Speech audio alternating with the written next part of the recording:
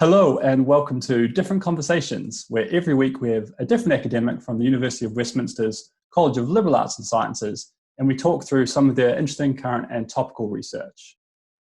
If you've enjoyed our podcast so far, don't forget to subscribe, whether you're listening to the audio channel on Spotify, on iTunes, or any of the other channels we're on, or if you're watching this video on YouTube. Either option's good. So this week, I'm pleased and super excited to welcome Professor Rachel Aldred. Rachel, welcome to the podcast. Hi, Bradley. Nice to see you.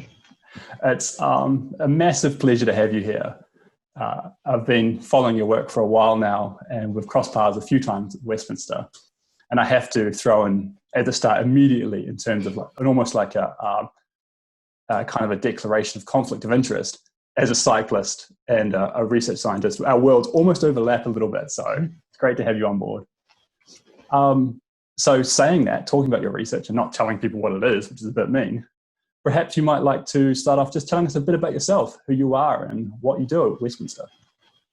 Sure. Well, I'm a professor of transport, but I don't have a background in transport engineering. My background is actually sociology and social science. So I'm really interested in a lot of the stuff around sort of policy, politics, power, inequalities. And so that's really how I came into this, when I got interested in how street space was allocated and how people behaved in street space. So I've kind of been working in this area really for about 12 or 13 years now. And I run something called the Active Travel Academy, which focuses on walking and cycling using a range of research methods and really looking at all kinds of aspects, from injuries and near misses to uptake, interventions, infrastructure, culture, all kinds of stuff related to active travel. That's I think a brief summary of the incredibly huge amount of work you do, a modest summary, I think, if anything.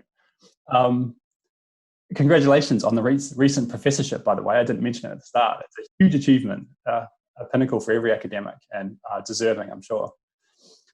And so you mentioned it briefly. The first time I ever became aware of you and your work at Westminster was the Nearmiss project, in terms of cyclists using roads and cityscapes. What was that all about? Well, that was a real passion for me, and obviously for a lot of people as well. When I was running the Nearmiss project, just as an aside, I often ask people in research, participants, would you like to be kept updated about the research? I mean, that's just general good practice often, and usually a few people say yes. In the Nearmiss project, 97.5% of participants said yes, and that kind of scared me. I was a bit like, wow, if I mess up this project, a lot of people are really going to notice it. So the Nearmiss project kind of came about from my interest in this gap between people on the one hand would say, well, cycling, okay, it's not as safe as it should be in this country, but on the other hand, you're very unlikely to be killed if you go for a bike ride. So objectively, it's fairly safe. On the other hand, there would be a load of people including saying to me, wow, I'd be really scared to go out and ride a bike in London or wherever, in fact. So there's this general fear, and then there's this objective statistics, and there seems to be a gap between them. And a lot of the debate was around, well, people don't realise how safe it is. And I kind of thought, well, that maybe there's something else going on here. Maybe there's something we're not measuring, which lies in between, and which is to do with the subjective experience, everyday experience of using our roads, or even seeing our roads, perhaps from the top deck of a bus, seeing how people interact with pedestrians, cyclists, car drivers, and so on. And that's what I was trying to measure, and nobody was measuring it.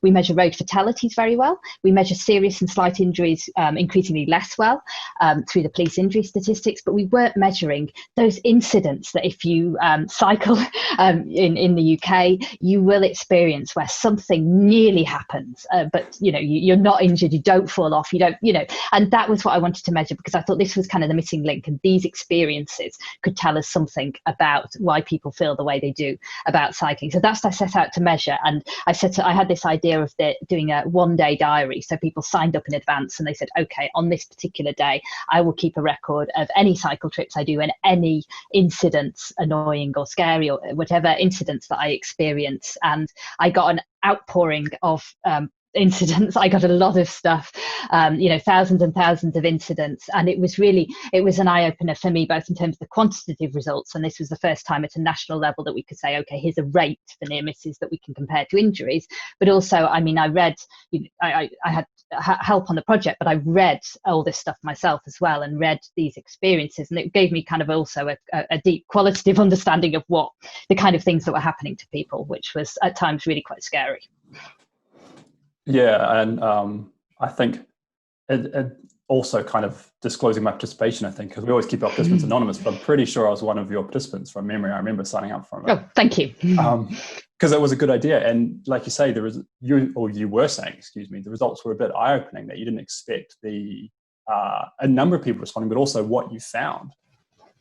Yeah, which was basically that people who regularly cycle in the UK could expect to experience a very scary incident on around a weekly basis, which kind of tells you something about the day-to-day, what kind of situations people are finding themselves in out there. And the thing we found in the second year, because we ran it for second year, in the second year we asked about cycling experience, which I didn't think to do in the first year. Somebody helpfully suggested this would be a good idea. I can't remember who. I should credit them, but anyway, so I included a question about experience, how long they've been cycling for, and most people in the study have been cycling for quite a long time. So this was people who you would think might be quite hardened to some of these experiences, but there was a minority who'd been cycling less than 2 years. So in the second year, we were able to look at any differences, and we found that those new cyclists were having around twice the number of very scary incidents on their cycle trips as the more experienced cyclists. So if you sort of think about that again, that somebody new takes up cycling, within a few days, something has happened to them that is very scary. And that for me is also an insight into why we're struggling to keep people cycling as well as to get them cycling in the first place. And also when you look at some characteristics as well, for instance, women, people who cycle more slowly are having more of these incidents. So also one of my passions is to make cycling and active travel more broadly more inclusive. And this gives us another insight into why, when you look out on the streets in the UK, you tend to see people from, you don't see a wide diversity of demographics, let's say. Yeah, I do get what you mean there. And I think that's a really key finding. In fact, it's almost a kind of a terrifying finding if you think about trying to include people in active transport, that the people who are the newest are having the worst experience. But yeah. And then you bring it up to date now to where we are at the moment in this kind of COVID-19 world we live in. And you're seeing this really positive push towards cities encouraging green exercise. We're both Londoners, and London in particular is pushing quite hard, but we're seeing it throughout the UK at least. So then if we want to get more people on their bikes, we know that people getting on their bikes sometimes struggle. What do we need to be doing, either individually or maybe even more urban city planning wide, which I guess is one of your areas of expertise?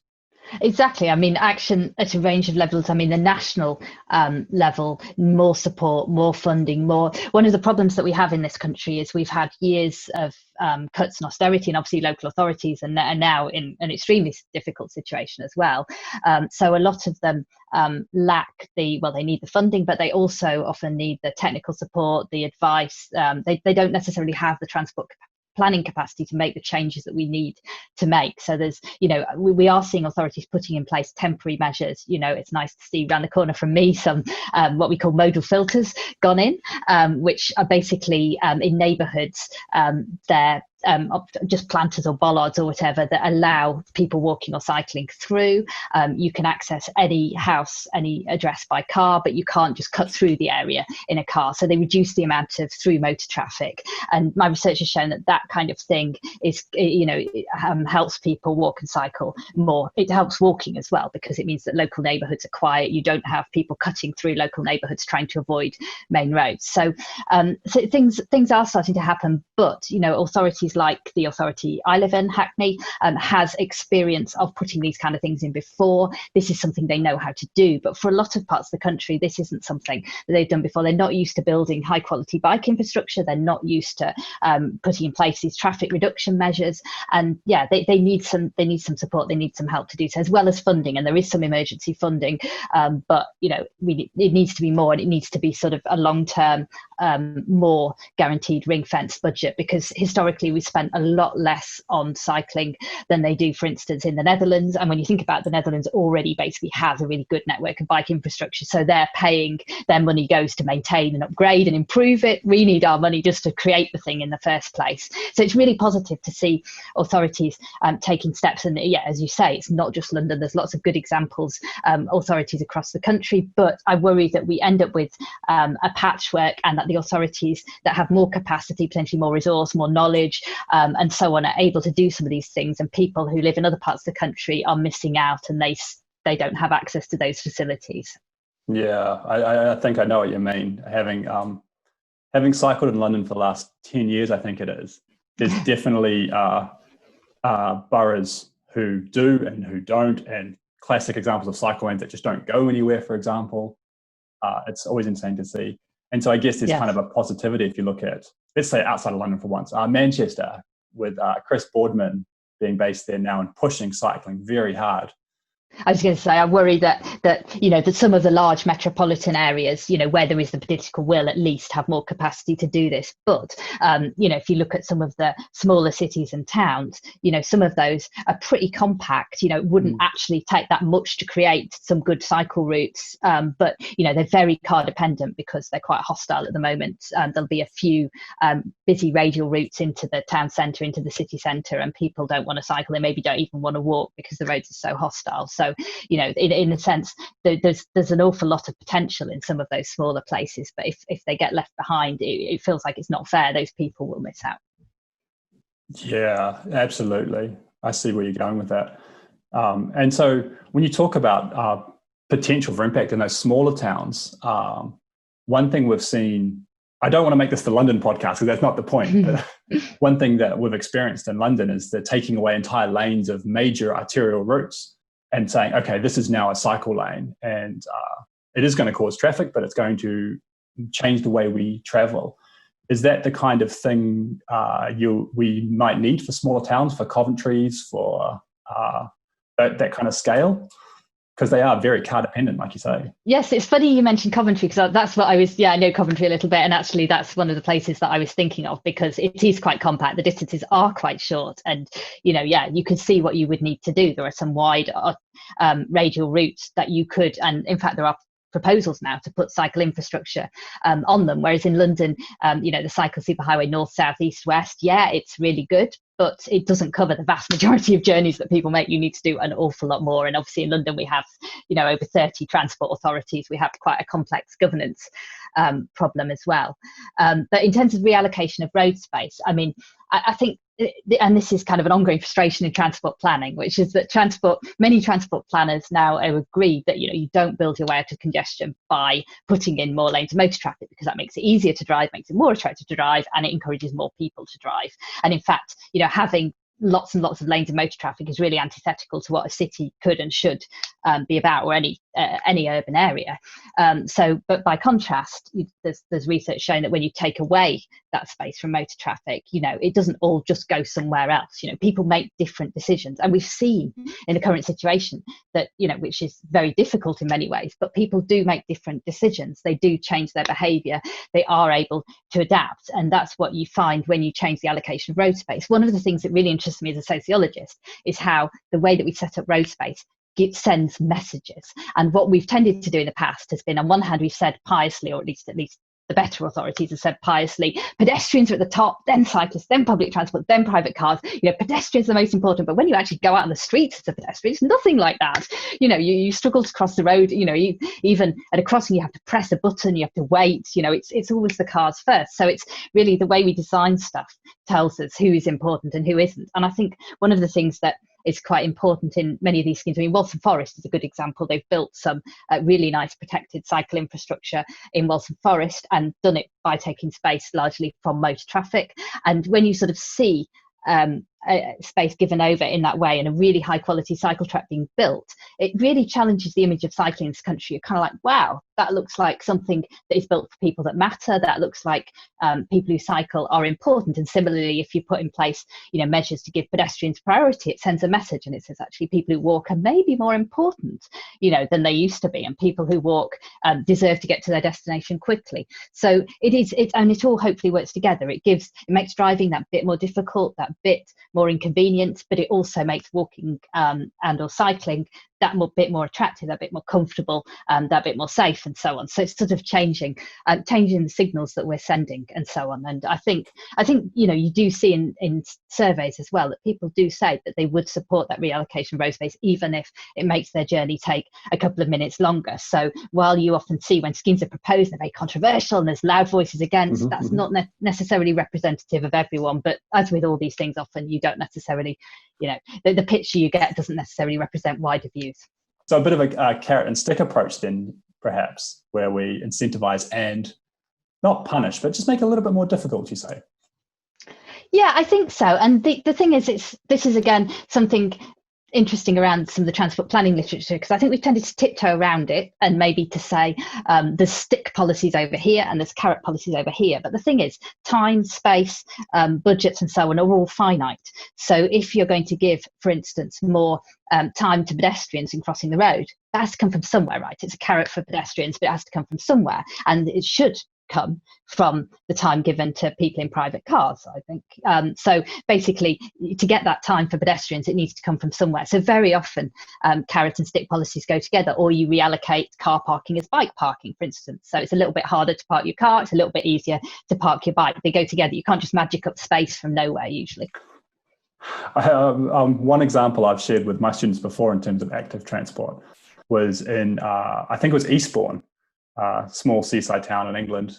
And I used to do a lot of research down there during my PhD, unrelated to the story I'm talking about, but they have a very busy main road right outside their train station. They have a lovely small town centre, a train station right there, and then a 4-lane road that cuts right between the two of them. And then they've got a crossing, and there's a sign on the crossing saying not suitable for older people, because the time to cross the 4 lanes is too long for the timing of the lights. And so I hear exactly what you're saying about incentivization of pedestrian.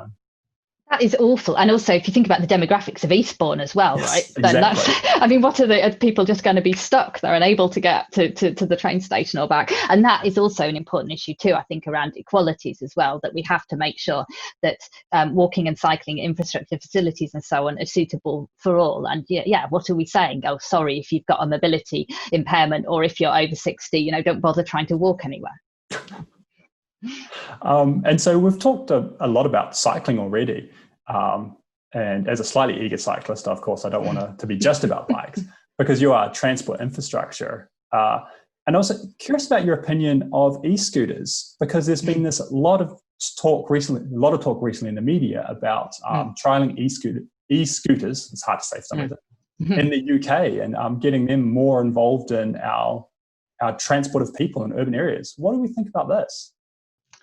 It's interesting. We've had some discussions about this in the Active Travel Academy. We've actually got a PhD student who is studying this for a PhD, which was, and things are changing very quickly. Initially, we thought that Lorna, the student, might not even be able to study it in this country because nothing might happen. And then obviously things have changed very quickly and the trials have been sped up. I think it's an interesting topic, because there's a whole load of sort of potentially benefits and costs, and it depends on the context, it depends on the regulatory framework, and it depends where the trips come from as well. So if you're in a context where a lot of the trips are coming from the car, then clearly there's quite a lot of benefits associated with that. If you're in a context where people are replacing walking trips with e-scooters, then potentially there are health and environmental disbenefits. On the other hand, there may be some time benefits because they can make their trips more quickly. I think one of the really positive things about this debate is that it's opened up some arguments around what infrastructure is for and how we allocate road space and what footways should be for, what carriageways should be for, and so on. So, in terms of thinking about space for cycle infrastructure, if this space is also going to cater for e-scooters, which, seems an appropriate place to put them, putting them on the footway with pedestrians doesn't seem so appropriate. This is going to cause problems for a lot of pedestrians. So if we're going to have cycle lanes, cycle tracks that are going to serve those vehicles as well as bikes, then that implies that we potentially need more space to allow people to pass each other, to allow people to coexist together. And some writers have started putting forward the idea that rather than calling them cycle lanes and cycle tracks, we should maybe call them mobility lanes. Isabel Clement from the disabled cycling organisation Wheels for Wellbeing has suggested this, that we should be thinking about infrastructure for not just bikes and e-scooters, but other kinds of mobility aids. We've got the weird situation at the moment where mobility scooters are not meant to be using bike tracks, which just seem, exactly. And potentially jogging as well. We see more people jogging at the moment for exercise, but potentially could also be for transport. So, thinking about how we build infrastructure that caters for not just cyclists or pedestrians, but a range of other types of light vehicle as well. So, I think there's a lot of issues to be resolved, but I think it has been helpful in terms of opening up some of these debates and forcing people to think about, well, where, what kind of space should we allocate? What kind of modes should we prioritize? And I never get to talk about my research because I'm always hosting these shows, but helping people be more active. Apparently it's good for you as well, right? This is healthy, active living. Yes, indeed. And that is one of the kind of exciting things about, transport, coming from sociology into transport, it's quite interesting. There's a range of differences. One of the things I quite like about transport is that it is quite multidisciplinary and it changes all the time. And the fact that some of those public health disciplines and transport coming together and actually challenging the assumptions that transport people have made. And I think that's just great. And the fact that Transport for London sees itself as having a public health remit is, really, really, really interesting and challenges the traditional dominance of transport is about saving minutes, getting to a destination, that kind of thing. I like that parallel. That's really interesting, this idea that transport has a health aspect and benefit, not just how quick you get somewhere. That's a really nice line, I think. That's really interesting. And who knew that? Who would have expected someone like TfL to think about public health, right? How new is this? Yeah. And they have this transport and health action plan. They have the healthy streets approach, and they, suddenly it becomes something rather than something that's completely off the radar. It becomes something that actually you'll get plaudits for being able to say we are the first transport authority to do this, and we are a leader. And that's, cities like London really like being able to say that kind of thing. One of the things that I think surprised me a lot in the last couple of years was exactly that, was when TfL started talking about how do we get people off the tube? We need to increase capacity by 2 million people in the next whatever number of years the message was. And we want 1 million of them not to use our services. What kind of service encourages people not to use them? It's amazing.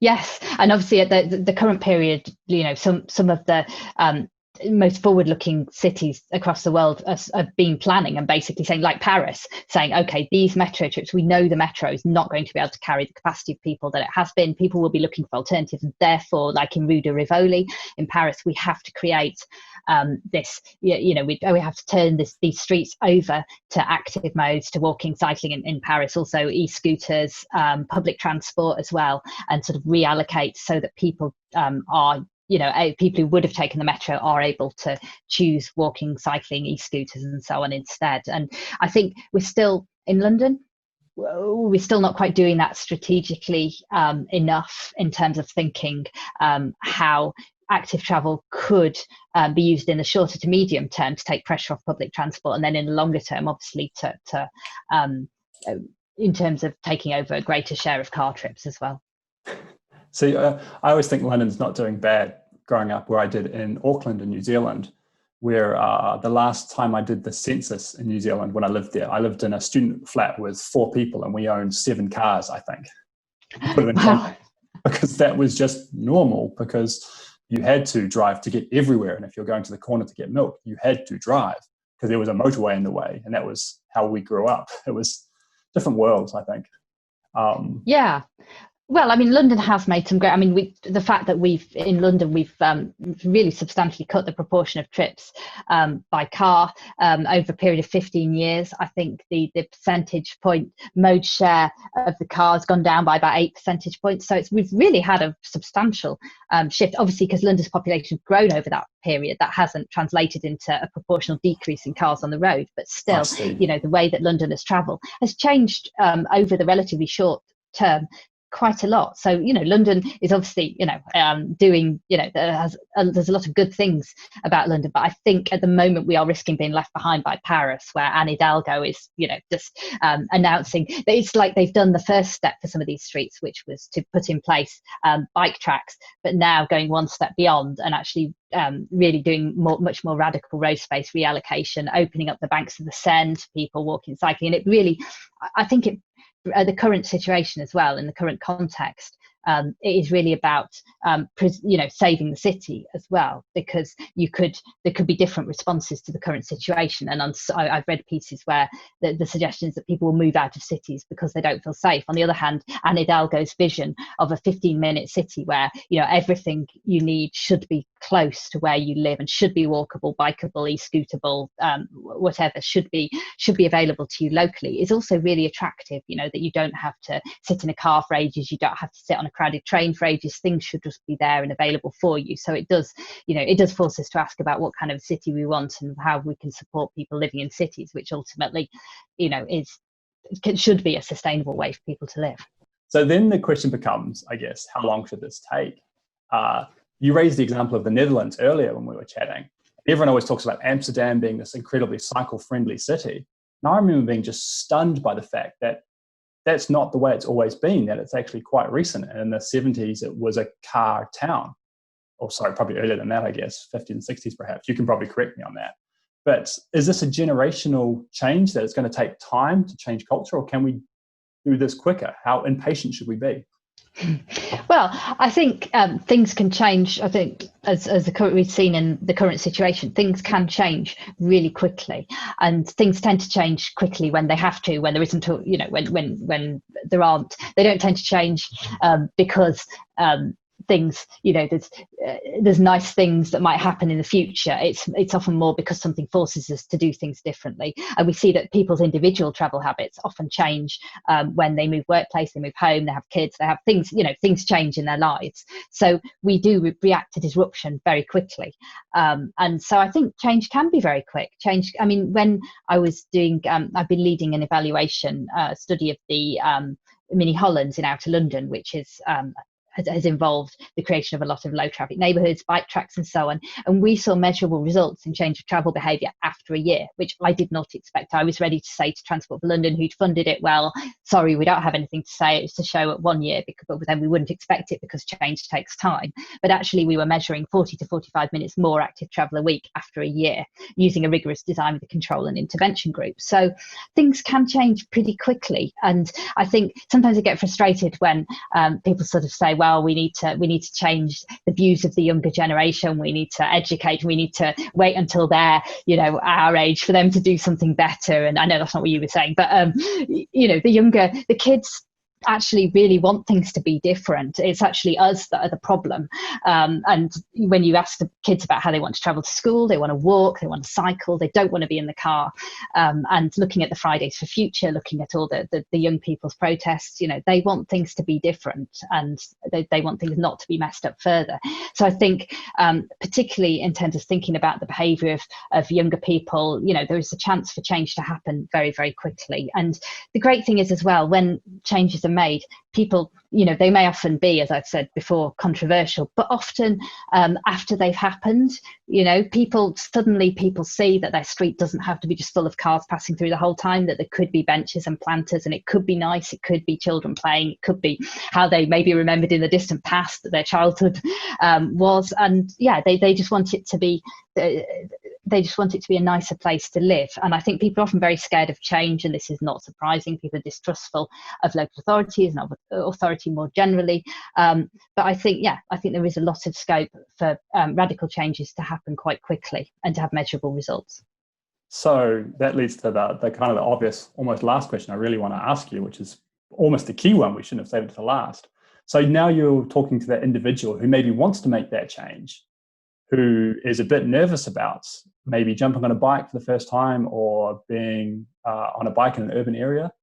So what are some suggestions or hints or tips you can have for people who want to make these changes but don't know how?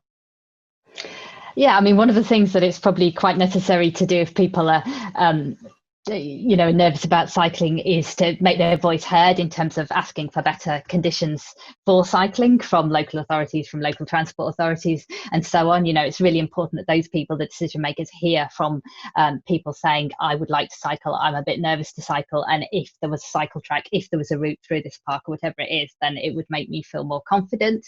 I would say in the shorter term as well that, get some advice from somebody. I've given a colleague a route from northeast London to the university as a suggestion that is better than probably the obvious one that you would choose. When I first started cycling, I followed bus routes because they were obvious. They had directions, destinations marked on them, but often these were really quite hairy routes and they were not necessarily very pleasant. Unfortunately, there isn't always a nice route. We have to get to Marylebone. At the moment, we have to cycle down New Cavendish Street, which there was meant to be an improvement done years ago, but it is still an unpleasant, car-choked, one-way, busy street with car parking. So, still a need for improvements there. But I hear that we're meant to be getting a pop-up bike lane along Euston Road and Marylebone Road. So I'm very much looking forward to that. So yeah, ask somebody for some advice. And yeah, maybe also around getting a bike, I'd perhaps think about trying to get a second-hand one from a reputable seller. But you don't necessarily need to spend lots of money on a bike. There may be schemes that you can access. And so yeah, those are some ideas. I think we might do a bit of a link dump as well in the blurb for today to give people some access to some resources you've talked about. Well, that's been brilliant. If people want to find out more about you, about your research, about your work, about Active Academy, where would we direct them? Where should we find you on social media or online? Sure. So the Active Travel Academy has a blog site on the university website. So that's blog.westminster.ac.uk and then /ATA. So we also have a Twitter feed, which is at @active_ATA. And my own personal Twitter feed is at Rachel Aldred. So there's various different ways to catch up with us. And yeah, I'm pretty easily Googleable as well. So papers that I've written can quite easily be found, and mostly are freely available. Are freely available either on the journal site or on my website, if not. And once again, we'll make sure to link dump those so we've got them available. And that's unfortunately all we have time for. So thank you so much, Professor Rachel Aldred, for appearing today on Different Conversations. It's been a pleasure.